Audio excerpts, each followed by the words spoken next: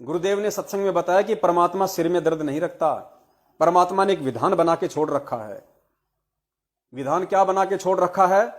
ऐसा करोगे तो ऐसा मिलेगा, ऐसा करोगे तो ऐसा मिलेगा, और उसकी जानकारी परमेश्वर ने एक घिया का बीज बना दिया, एक तुर्रई का बीज बना दिया, एक सब्जी का बीज बना दिया, एक आम का बीज बना दिया, और उसमें परमात्मा ने अपने सारे गुण डाल दिए कि ऐसा होगा तो ऐसा होगा, फिर ऐसा होगा, फिर ऐसा होगा। उसकी विधि हमें समझा दी। माली को, बागवान को उसके विधि से परिचित करवा दिया, लिखवा दिया पुस्तकों में कि इस बीज को जमीन में यदि आपने डालना है तो किस विधि से डालना है, किस तरीके से डालना है, उससे पहले जमीन को किस तरीके से साफ करना है, उसके बाद फिर कैसी कैसी सावधानियां रखनी हैं। फिर ये बीज उस परमेश्वर की दया से जमीन में डलेगा, और परमेश्वर ने उस बीज में फिर एक अपना शक्ति डाल दी।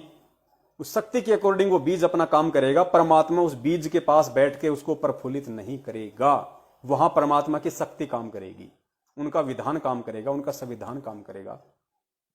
वो गुण परमेश्वर ने उसमें डाल दिया कि जैसे जमीन में डालोगे, जमीन की नमी प्राप्त करते ही ये एक अंकुर के रूप में ऊपर उठेगा, फिर ये थोड़ा और बड़ा होगा, फिर ये पौधा बनेगा, फिर थोड़ा और बड़ा होगा, फिर इसके बेल लगेंगे, फिर इसके फूल लगेंगे, फिर ये और बड़ा होगा, फिर इसकी टहनियां आएंगी, फिर ये मजबूत पेड़ बनेगा, फिर इतने वर्ष जाके इसको फल लगेंगे, इसको सब्जियां लगेंगी।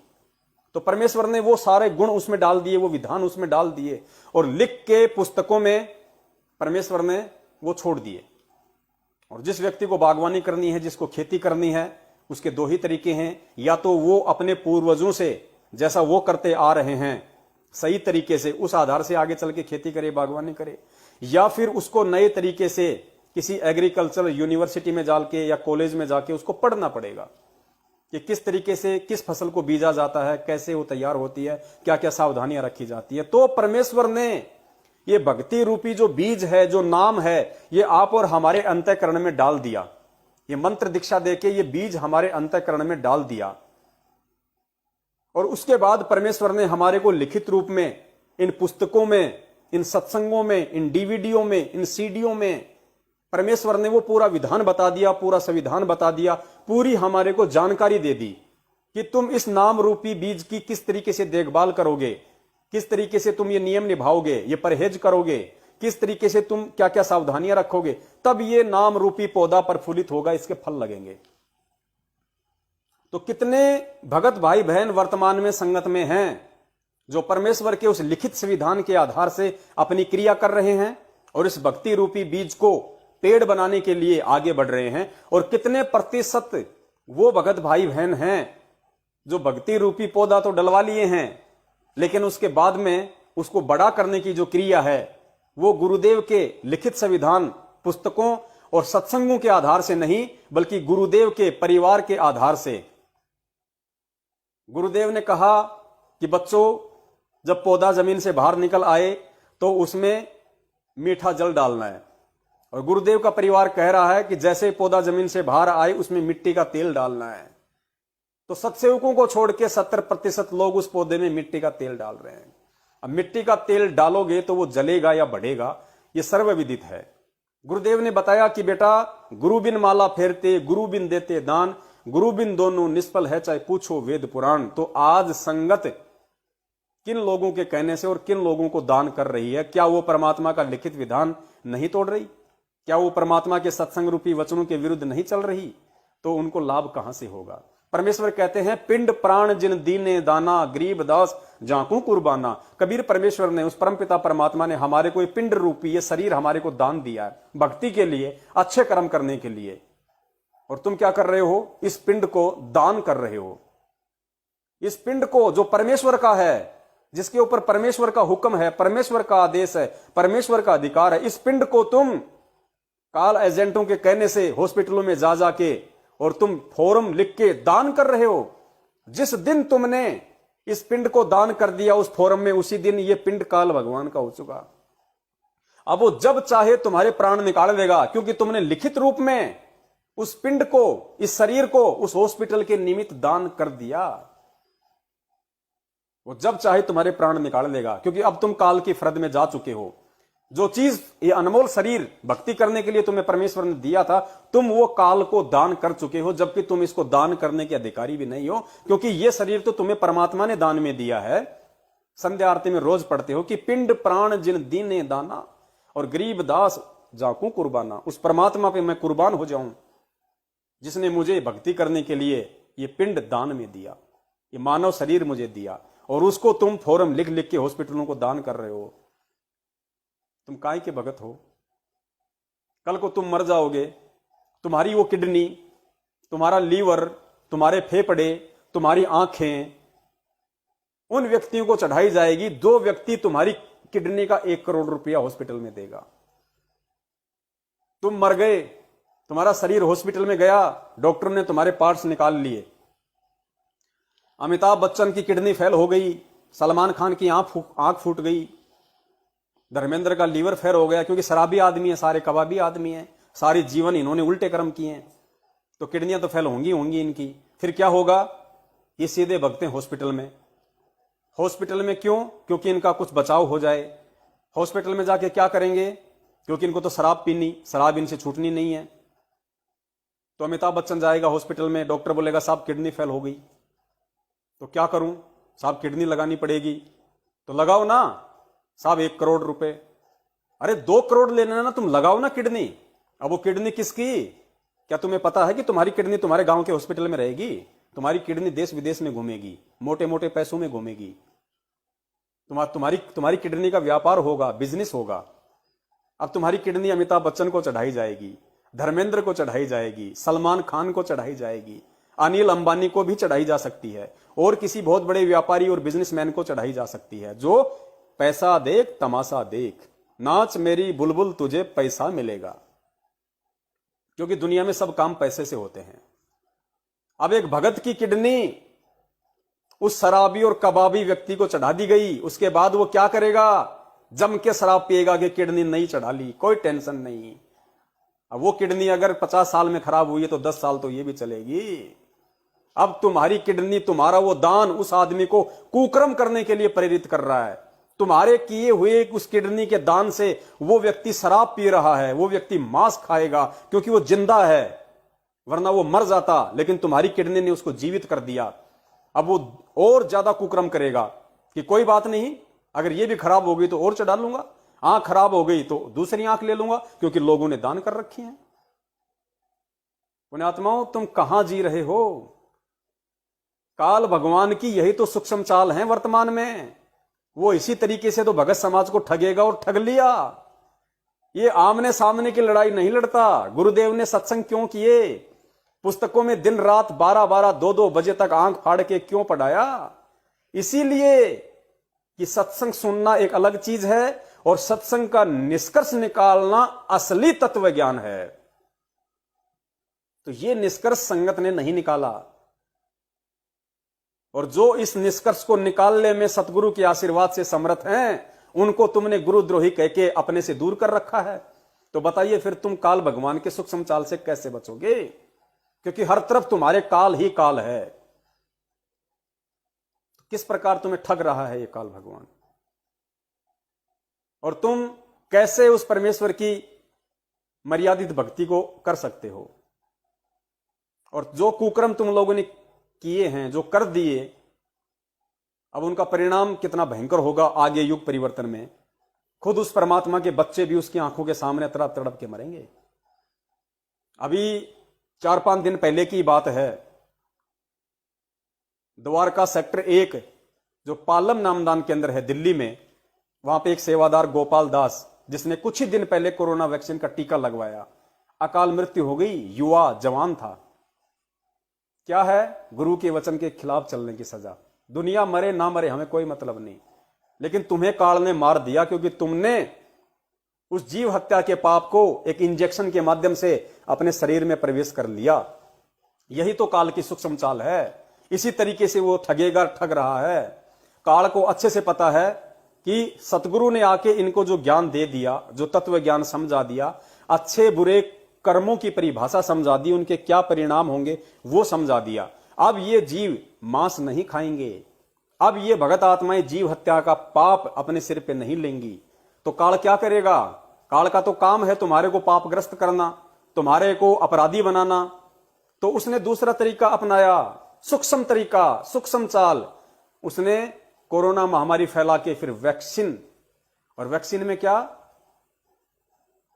आप अच्छे से जानते हैं, खुद आईसीएमआर की वेबसाइट पे जाइए, पॉइंट नंबर 13 को देखिए, खुद लिखा हुआ है बोविन फेटल सीरम, नवजात बछड़े का खून। कैसे? ऐसे नहीं निकाला जाता नवजात बछड़े का खून। कैसे? डॉक्टर लोगों ने बता रखा है, वीडियो बना बना के डाल रखे हैं। एक गर्भवती गाय को, जीवित को मारा जाता है, उसका पेट चीरा जाता है। उसका पेट चीर के उसके पेट में जो नवजात बछड़ा है, जिसने अभी जन्म भी नहीं लिया, उसको बाहर निकाला जाता है। उसके बाद उस बछड़े के यहां पे हार्ट में, दिल में बड़ी सी सुई लेके छेद करके खून निकाला जाता है।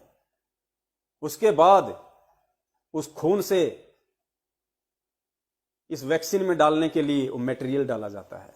उसको कहते हैं बोविन फेटल सीरम, नवजात बछड़े का सीरम। यानी दो प्राणियों की हत्या, और ऐसी ऐसी करोड़ों, क्योंकि हमारे देश में रोजाना 50,000 गायों का कत्ल होता है। हमारे भारत देश में रोजाना 50,000 गायों का कत्ल होता है। डाटा मैंने आपको अपने एक वीडियो में दे दिया था पहले, कि खुद राष्ट्रीय गौ सेवक, कोई इनका जो अध्यक्ष है, उसका खुद का ये स्टेटमेंट है कि इतना सब कुछ करने के बाद भी, गौ सेवक दल बनाने के बाद भी, हिंदू महासभा बनाने के बाद भी, इतने प्रयास करने के बाद भी हमारे देश में रोजाना 50,000 गायों का कत्ल होता है। और अभी कोरोना महामारी फैली है, तो इसके लिए कितनी गायें चाहेंगी? तो हिंदुस्तान क्या करेगा? हिंदुस्तान बाहर से मंगवाता है।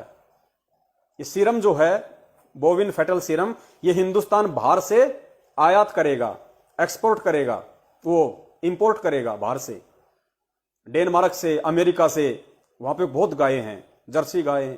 तो वहां कितनी गायों की हत्या हो रही है? तो गाय की हत्या चाहे हिंदुस्तान में हो चाहे अमेरिका में हो, हमें तो उस मटेरियल से मतलब है ना। तो कितना बोविन फेटल सीरम हिंदुस्तान वर्तमान में और कई वर्षों से बाहर से उत्पाद कर रहा है, मंगवा रहा है। और फिर वो वैक्सीन आप लगवा रहे हो, जो बीमारी अभी तक आपको हुई भी नहीं, और आप एक भगत हो के आप उस आने वाली बीमारी के डर से आप इंजेक्शन लगवा रहे हो, वैक्सीन लगवा रहे हो। क्या होगा तुम्हारे साथ में? यह काल की सूक्ष्म चाल कि इसने मांस खाना छोड़ दिया, तो इसको दूसरे तरीके से इस जीव हत्या का दोषी बनाऊं।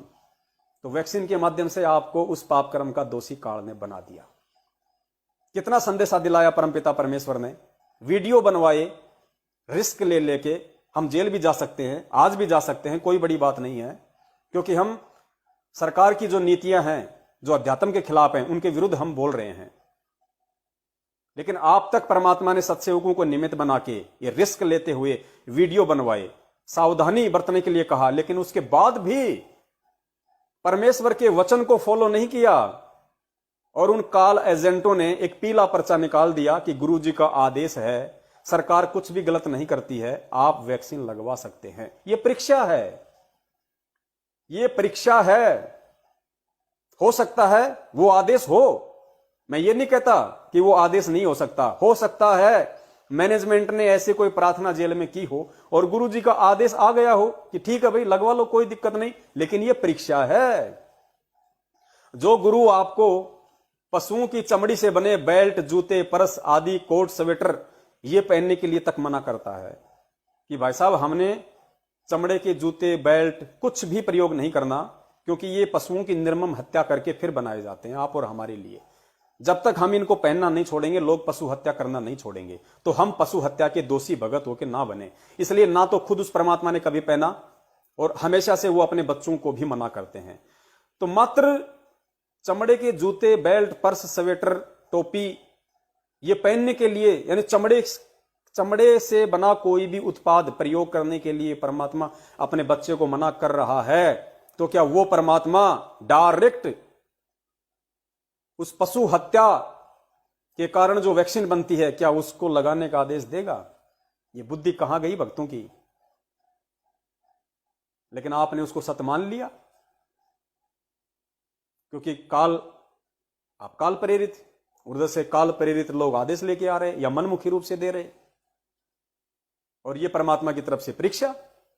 और काल भगवान ने आपको फांस लिया कि परमेश्वर जबरदस्ती किसी के साथ मत करना, आप नीचे जाके अपना ज्ञान देना, जो आपके ज्ञान में रहे, जो आपके ज्ञान को समझे, जो आपके वचन पे चले वो आपका, जो आपके वचन से हटके आपके ज्ञान विरुद्ध होके चले, मेरे एजेंटों से भ्रमित होके चले, वो मेरा। तो परमेश्वर ने कहा कि तथास्तु, अज्ञानी का मैं क्या करूंगा सतलोक में ले जाके। तो कितना बड़ा धोखा आप लोगों ने खाया। अब यहां शंका हो सकती है कुछ भाई बहनों के, वो कहेंगे जी हमें मालूम नहीं था इन सब बातों का, हमने टीका लगवा लिया, लेकिन जैसे ही हमें आपके वीडियो देखने को मिले तो अब हम क्या करें, हमें तो पश्चाताप हो रहा है। तो देखिए परमेश्वर कहते हैं, जानबूझ सांची तजे करे झूठे से ने, जाकी संगत है प्रभु सौपन में बिना दे। अनजाने में हमसे जो भी गलती हो गई वो परमेश्वर क्षमा करता है। अनजाने में आपने लगवा लिया तो उसके लिए परमेश्वर को दंडित करके क्षमा याचना करें, और आगे से कोई डोज नहीं लगवानी, कोई भी टीका आगे से नहीं लगवाना, इसका विशेष ध्यान रखना है। क्योंकि हम भगत हैं और भगत को भक्ति पे विश्वास होना चाहिए। अरे हमने कैसे यकीन कर लिया उस पीले पर्चे पे कि गुरुजी आदेश देंगे कि वैक्सीन लगवा लो, टीका लगवा लो, फिर भक्ति का मतलब क्या है? अरे दुनिया अगर इन टीकों से ठीक होने लग गई, दुनिया अगर इन गोली दवाइयों से ठीक होने लग गई, तो परमेश्वर की भक्ति को कौन अपनाएगा? परमेश्वर तो चाहते हैं कि जल्द से जल्द ये दवाइयां निष्क्रिय हो जाएं, ये टैबलेट्स, ये मेडिसिन सब निष्क्रिय हो जाएं, और हो जाएंगे आने वाले समय में। आप देखना आज भी कितनी कारगर हैं, आप सबके सामने है। 90% इन दवाइयों ने, महंगी से महंगी दवाइयों ने अपना असर करना इंसान के ऊपर छोड़ दिया। क्यों? क्योंकि पाप कर्म ही इतने हो चुके हैं इंसान के। और आने वाले समय में तो बिल्कुल नील बटा नील, केवल इस पृथ्वी पे यदि कोई डॉक्टर होगा, केवल संत रामपाल जी महाराज, केवल। क्योंकि आज वर्तमान में ये हमारे शरीर के रोग नहीं है, ये कोरोना जैसी महामारी है या अन्य जो महामारियां आने वाली हैं, ये हमारे शरीर के रोग नहीं है। ये हो शरीर में रहे लेकिन शरीर के रोग नहीं है, ये हमारे पाप कर्मों के रोग हैं। और पाप कर्मों के रोगों को केवल संत ही काट सकता है, एमबीबीएस और एमडी के बस की बात नहीं है। केवल संत ही काटेगा और संत ही काट सकता है। इसलिए ये गोली दवाई आने वाले समय में निष्क्रिय होने वाली है, और भगत के लिए तो वर्तमान में भी निष्क्रिय हैं। जो भगत होगा वो यूज नहीं करेगा। कौन भगत? जो विश्वासी भगत होगा, जो दृढ़ भगत होगा, जो समझ चुका होगा उस डॉक्टरों के डॉक्टर, उस एमबीबीएस के एमबीबीएस, उस एमडी के एमडी, अपने गुरु को, सतगुरु को, कि परमात्मा खुद धरती पे प्रकट है। और वेदों में परमात्मा की महिमा है कि वो मुर्दे को जिंदा कर सकता है, असाध्य रोगों को पल भर में ठीक कर सकता है। और परमेश्वर ने करके दिखाए। 650 साल पहले कमाल और कमाली को, रामानंद जी को, सेऊ, इन सबको परमेश्वर ने मुर्दे से जिंदा किया। राजा सिकंदर लोदी का जो असाध्य रोग था उसको परमेश्वर ने मात्र आशीर्वाद से ठीक किया। और भी लाखों परमेश्वर ने उस समय सीधे चमत्कार किए। और आज क्या नहीं किए परमेश्वर ने? हालांकि परमेश्वर का ज्ञान से बड़ा कोई चमत्कार नहीं होता, लेकिन रोग भी और मृत्यु भी परमेश्वर ने लाखों हजारों भक्तों की दूर की हैं, उनको टाला है। जिनको पता है उनको पता है। तो आज भी वो परमात्मा क्या नहीं कर सकता? अगर हमें विश्वास हो तो केवल विश्वासी के साथ ही परमेश्वर रहता है। विश्वासी भगत को ही परमेश्वर लाभ देगा। बाकी अगर किसी को लाभ देगा या मिलेगा तो वो उसके संस्कार आधार से मिल सकता है। अब लाभ तो नरेंद्र मोदी को भी मिल रहा है, जो कितना बड़ा पाप का भागी बन रहा है वर्तमान में इस पृथ्वी पे। सबसे बड़ा यदि कोई पापी प्राणी या पाप का भागी अगर काल किसी को बना रहा है तो देश के सर्वोच्च जो शक्तिशाली जो नेता होता है उसको बनाता है। क्योंकि देश में जितने भी शराब खाने, जितने भी ये कत्ल खाने, जितने भी ये मादक पदार्थों की फैक्ट्रियां, जितने भी ये काम धंधे हो रहे हैं, नेता लोग उसमें लूट रहे हैं, खा रहे हैं, काला बाजारी कर रहे हैं, घटिया माल लगा रहे हैं, रिश्वतखोरी खा रहे हैं, ये सब क्यों? किसके अधीन? देश के राजा के अधीन। तो सबसे बड़ा जिम्मेदार इन घटनाओं के लिए कौन? देश का राजा। तो काल सबसे ज्यादा पापक्रम किसके ऊपर डाल रहा है? देश के राजा के ऊपर। तो लाभ तो आज उसको भी मिल रहे हैं, और आप और हम भक्तों से कहीं ज्यादा मिल रहे हैं। सांसारिक सुख, भौतिक सुख, एरोप्लेन में चलता है, मर्सिडीज में चलता है, 5 स्टार होटलों में घूमता है, आलीशान बंगलों में रहता है, बढ़िया खाता है, लोगों के ऊपर हुक्म चलाता है, आदेश चलाता है, लोग उसके आगे हाथ जोड़ते हैं, बड़े बड़े आईपीएस आईएएस कलेक्टर मंत्री, तो सुख तो उसको भी मिल रहे हैं, तो वो उसको उसके प्रारब्ध के सुख मिल रहे हैं, पिछले जन्मों की मलाई खा रहा है। तो इसी प्रकार सतगुरु की शरण में होने के बाद जो भगत अभी तक दृढ़ नहीं है, जो भगत अभी तक विश्वास पैदा नहीं कर पाया, उसको भी लाभ मिलेंगे, लेकिन वो लाभ उसके पिछले भक्ति संस्कार आधार से परमेश्वर देगा। और एक जो दृढ़ भगत होता है, एक विश्वासी भगत होता है, जो अपना सब कुछ अपने परमेश्वर को समर्पित कर चुका होता है, उस भगत को परमेश्वर फिर अपने आशीर्वाद से देता है, अपने कोटे से देता है, उसको अपने रहम के काबिल समझता है, उसके साथ परमात्मा साईं की तरह फिर पल पल रहता है। तो हमने विश्वासी बनना है, और विश्वासी वो बनेगा जो परमेश्वर के वचन को फॉलो करेगा, परमेश्वर के वचन पे चलेगा, परमेश्वर की मर्यादाओं में रहेगा, परमेश्वर के द्वारा निर्देशित कर्म करेगा। वो होता है विश्वासी भगत, जो भयंकर से भयंकर दुख आने पे, संकट आने पे, विपत्ति आने पे, कोई रोग आ जाने पे, वो परमेश्वर के सिवाय अन्य किसी पे आश्रित नहीं रहेगा। उसके बाद परमेश्वर उस भगत के लिए क्या नहीं कर सकता, वो डॉक्टर बन जाएगा, दुनिया की सबसे बड़ी मेडिसिन बन जाएगा। उस अपनी प्यारी आत्मा को जो विश्वासी है, जो परमेश्वर के वचन पे चलती है, उसके लिए परमात्मा कुछ भी कर देगा। तो पुण्यात्माओं, जो धोखा आज अज्ञानता में अपनी मंद बुद्धि के चलते 70% संगत खा रही है, वो धोखा आप और हमने नहीं खाना है। और ये दुर्भाग्य है उन आत्माओं का कि जो आज फंसी हैं सतलोक आश्रम मैनेजमेंट हरियाणा के चंगुल में। वो निर्णय नहीं कर पा रही है कि सही क्या है और गलत क्या है। अर्थात अभी तक वो लोग जिनकी ऐसी मानसिकता है, जिनकी ऐसी सोच है, जिनके ऐसे विचार हैं, जो अभी इस दुविधा से भी बाहर निकल पाने में समर्थ नहीं है कि क्या सही है क्या गलत है, कौन सही है कौन गलत है, वो अभी गीता जी अध्याय नंबर 2 श्लोक नंबर 53 के अनुसार भगत भी नहीं है। वो भगत की श्रेणी में भी नहीं है, क्योंकि गुरुदेव ने उस अध्याय को बताया। ये सब क्यों पढ़ाया परमात्मा ने? गीता जी क्यों पढ़ाई, वो श्लोक क्यों पढ़ाए, वेद क्यों पढ़ाए? हमारा मनोरंजन करने के लिए नहीं पढ़ाए, हमें शिक्षा देने के लिए, विपरीत परिस्थितियों में उस ज्ञान का आश्रय लेने के लिए, उस ज्ञान को आधार बना के भक्ति मार्ग पे चलने के लिए, काल के जाल से बचने के लिए परमेश्वर ने हमें ये अध्याय, श्लोक, आयत ये पढ़ाई। तो अर्जुन को काल भगवान कह रहा है कि भाई अर्जुन, जब तक तरह तरह के भ्रमित वचन सुनकर तेरी बुद्धि एक तत्व पे नहीं टिकेगी, तब तक तो तू योगी भी नहीं कहलाएगा। योगी मतलब भगत, जो योग करता है, साधना करता है। कि जब तक तरह तरह के वचनों से भ्रमित होकर तेरी बुद्धि एक तत्व पे नहीं टिक पाएगी, तब तक तो तू भगत की श्रेणी में भी नहीं है। तो पुण्यात्माओं, ये 70% लोग जो हम सत्सेवकों की वीडियो भी देखते हैं, सुनते हैं, उधर से मैनेजमेंट के आदेश को भी फॉलो करते हैं, तो ये दुविधा में है। ये अभी तक सत्य और असत्य को नहीं जान पा रहे, सत्य और असत्य में निर्णय नहीं कर पा रहे कि हमने क्या करना है, हमने किसके साथ चलना है, परमेश्वर का वचन क्या कह रहा है और काल की सूक्ष्म चाल क्या कह रही है।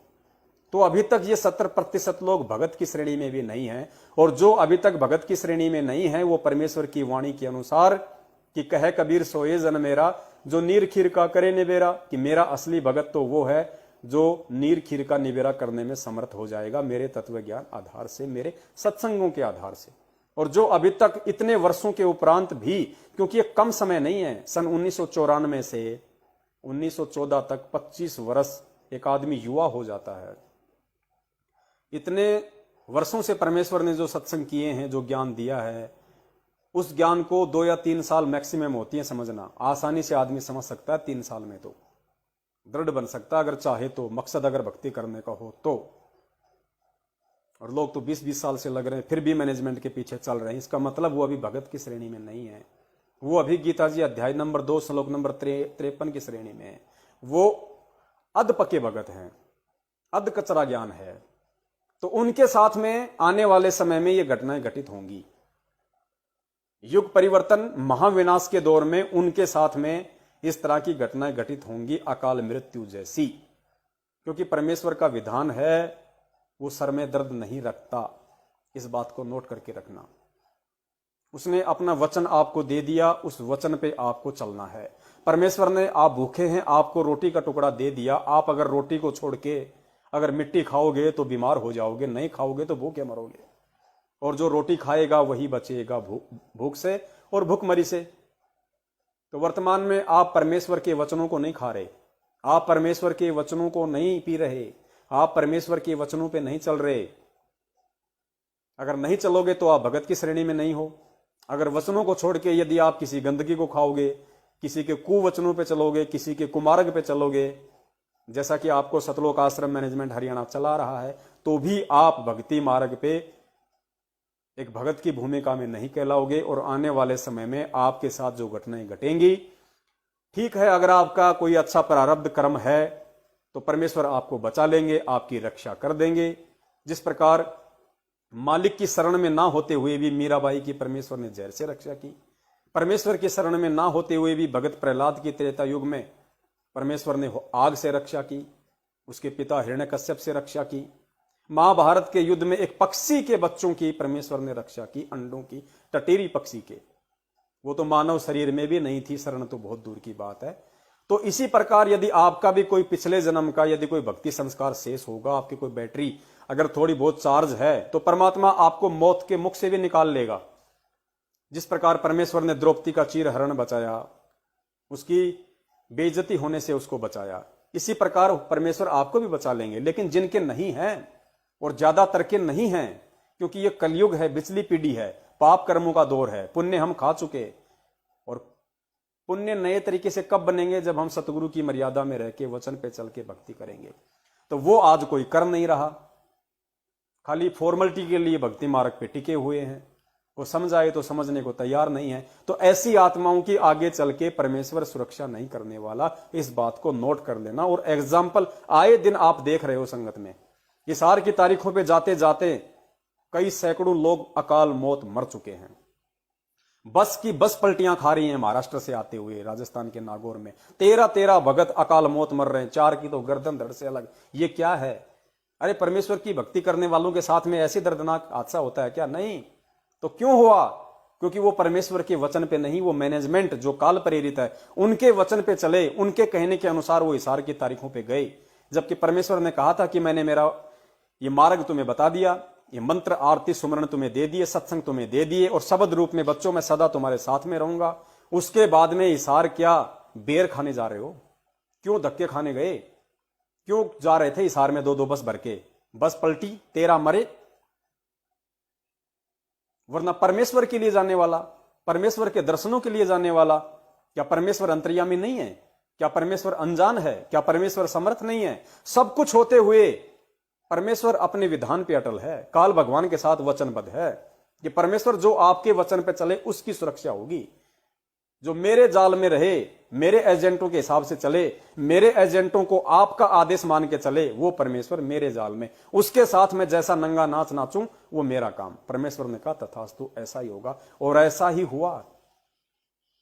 वरना वो बस पलट नहीं सकती थी भक्तों की, जिसमें सारे भगत है। और मजे की बात तो आप ये देखिए पुण्यात्माओं, अपने आप को भगत कहने वाले मर गए और जगत कहने वाला वो ड्राइवर बच गया।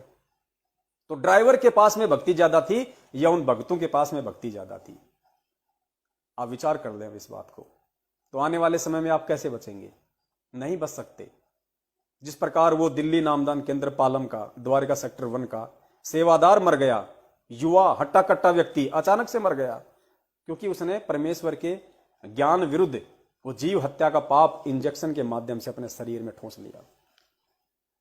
तो इस प्रकार पुण्यात्माओं, ये आध्यात्मिक जो क्षेत्र है, और परमेश्वर ने बताया कि जहां पे गुरु और शिष्य का संबंध होगा वहां पे परीक्षा होगी ही होगी। और ठीक यही परीक्षा उसके बाद अपने पूज्य गुरुदेव की भी हुई, एक भगत के रोल में, एक दास के रोल में।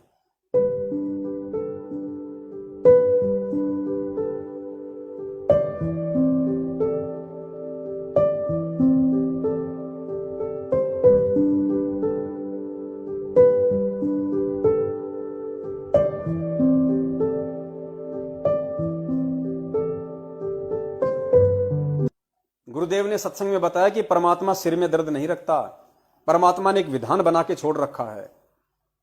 विधान क्या बना के छोड़ रखा है?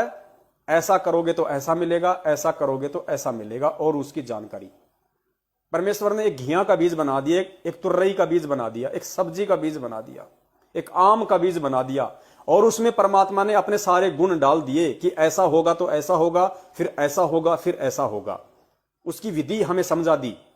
माली को, बागवान को उसके विधि से परिचित करवा दिया, लिखवा दिया पुस्तकों में कि इस बीज को जमीन में यदि आपने डालना है तो किस विधि से डालना है, किस तरीके से डालना है, उससे पहले जमीन को किस तरीके से साफ करना है, उसके बाद फिर कैसी कैसी सावधानियां रखनी हैं।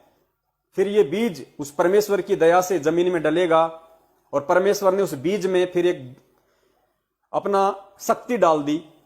उस शक्ति के अकॉर्डिंग वो बीज अपना काम करेगा। परमात्मा उस बीज के पास बैठ के उसको प्रफुल्लित नहीं करेगा, वहां परमात्मा की शक्ति काम करेगी, उनका विधान काम करेगा, उनका संविधान काम करेगा। वो गुण परमेश्वर ने उसमें डाल दिया कि जैसे जमीन में डालोगे, जमीन की नमी प्राप्त करते ही ये एक अंकुर के रूप में ऊपर उठेगा, फिर ये थोड़ा और बड़ा होगा, फिर ये पौधा बनेगा, फिर थोड़ा और बड़ा होगा, फिर इसके बेल लगेंगे, फिर इसके फूल लगेंगे, फिर ये और बड़ा होगा, फिर इसकी टहनियां आएंगी, फिर ये मजबूत पेड़ बनेगा।